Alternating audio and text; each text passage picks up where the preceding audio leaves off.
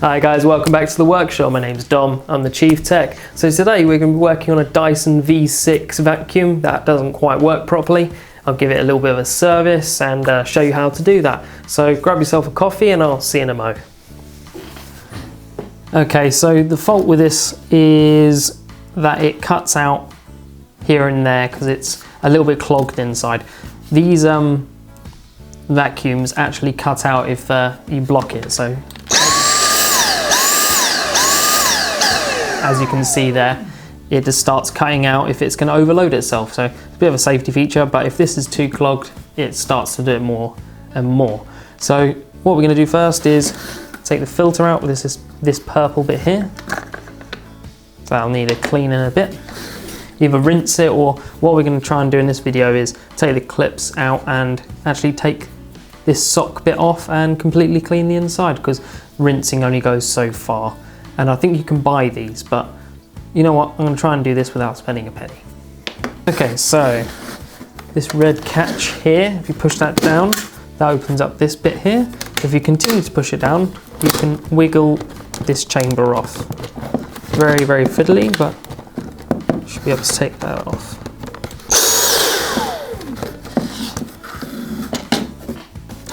From here, I'm just going to give it a quick once over with this brush.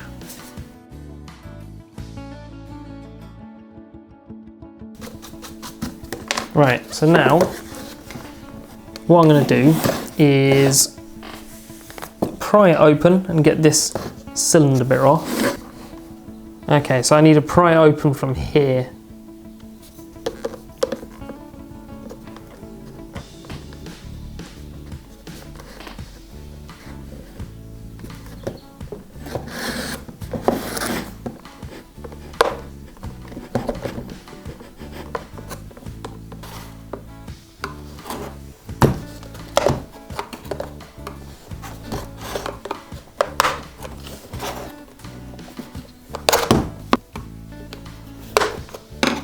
Right, so let's continue with these clips till they're all off. There's one last one around here somewhere. You can already see how much crap's coming out of this. Right, so as you can see, there's a lot of built up crap in here. This won't help the situation, so yeah, I'm going to quickly dust this off outside, and then I'm going to take out the screws that hold this together. I'm going to have to say, that was disgusting. I should have videoed for that for you guys, but the amount of crap that came out of here was unreal, even just to get to the screws. Anyway, back to what we were doing. Jesus. Oh, okay, so. Oh, okay.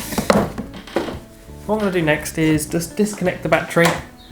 So I need a small Phillips for that, which the Phillips screw just on the battery compartment there, because this little hoover has power to give me a small fright every time it goes off for no reason apart from one pressing the trigger down. And another screw just on the handle. See what I mean? Small little fright. So 2 screws.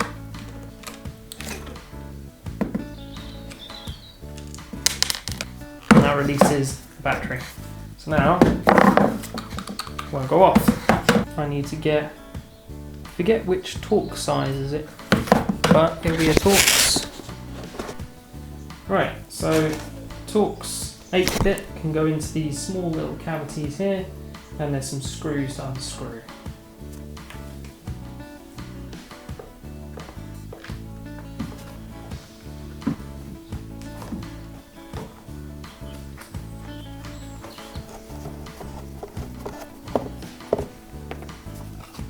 Ugh, okay. So once again, I'm gonna have to go outside, give this a good clean. But as you can see, I guess get something to scratch with. This is just caked in crap. Right, so as you can see, giving this a clean with the brush. The brush doesn't look very happy about it, but oh well.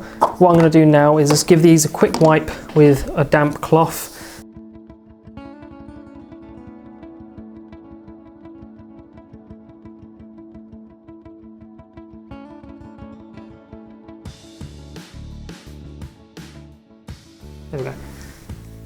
Okay, so to take this apart, you need to press on these small tabs and then force it open. So to do that, the best method I've found is go underneath the lip slightly with a plastic spudger or a flathead screwdriver, pry upwards and then twist.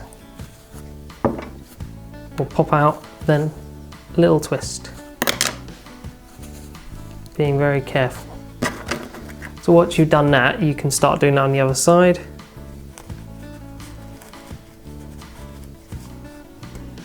And then a little twist.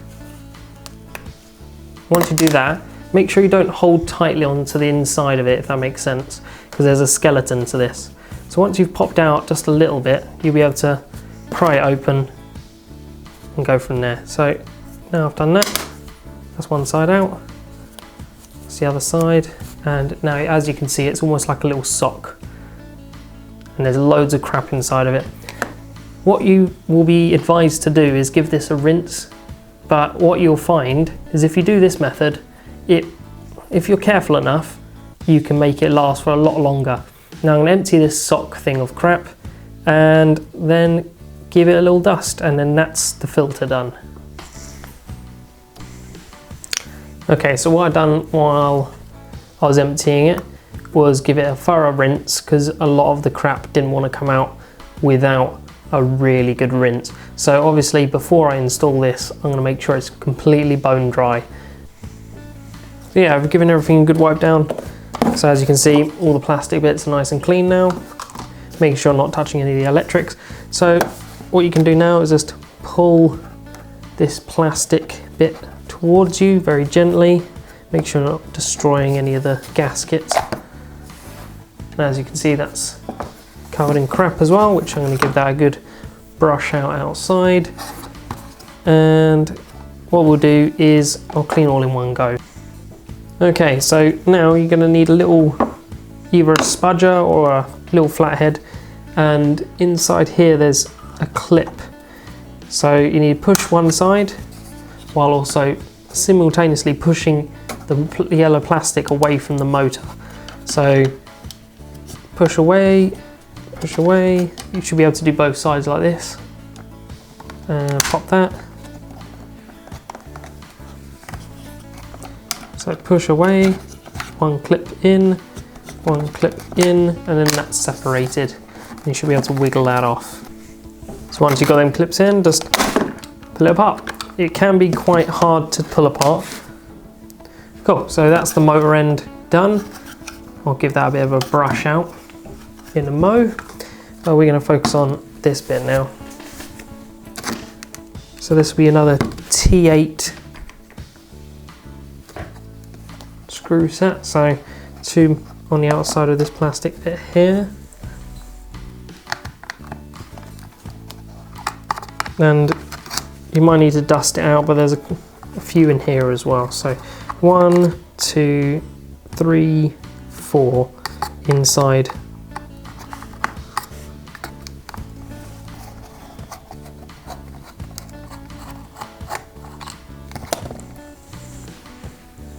These are a bit longer, so keep them separate from the two you just took out from the side. Last screw. There we go. So we've separated them now. So what we'll do is make sure I collect up those little screws, separate these very carefully so you don't destroy the gasket, and then just make sure you dust and clean it because they're filthy. Okay, so I've given everything a thorough clean underneath the tap with a damp rag as well, and I'm quite happy with it. So let's put it back together and see where we go from there.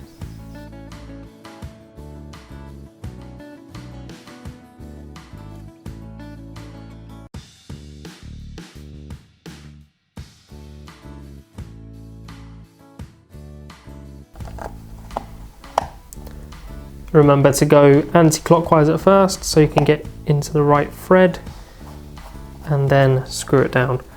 This will prevent you stripping out the plastic underneath.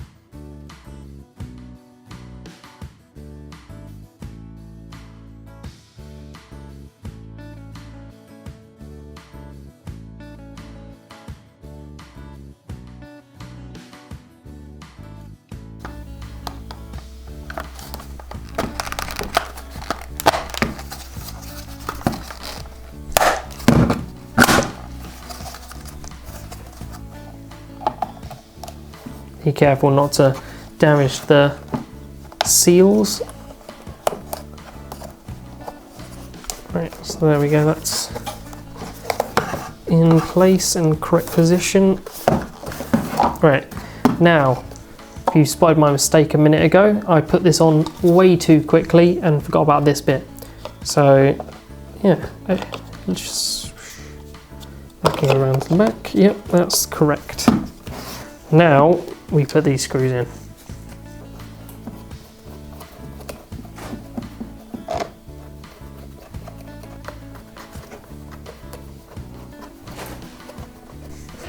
Right, so next part is just clipping this back on. So line it up.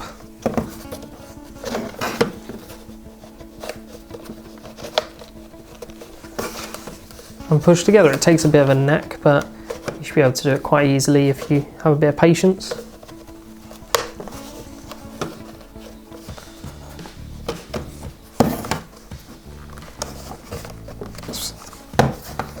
Halfway in, make sure it's all clipped around the sides.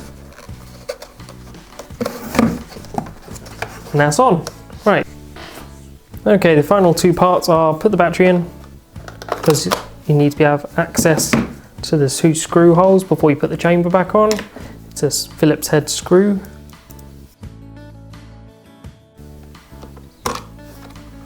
Go back until you feel the click, then screw back in. Now for the final part,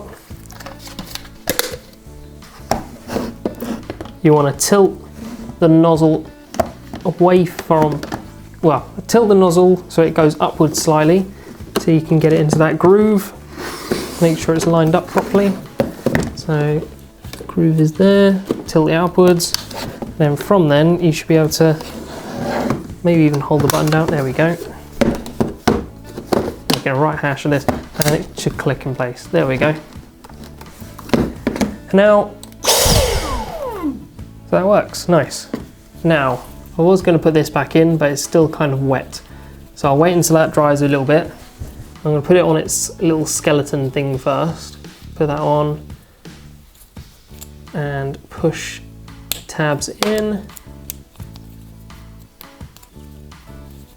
I'm going to wait for that to dry.